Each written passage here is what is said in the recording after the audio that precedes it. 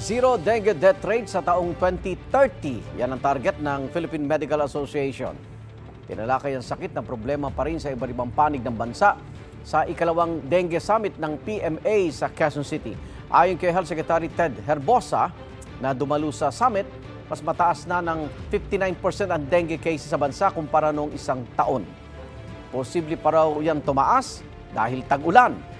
Calabarzon ang may pinakamaraming kaso ng dengue. Sumunod ang NCR, Region 3, Region 11 at Region 10.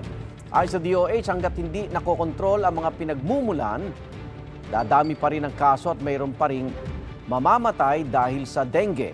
Binigyan din ang kahalagahan ng bakuna kontra dengue. Tinitingnan daw ngayon ng DOH ang Q-Dengue vaccine na ginagamit na ng 40 bansa.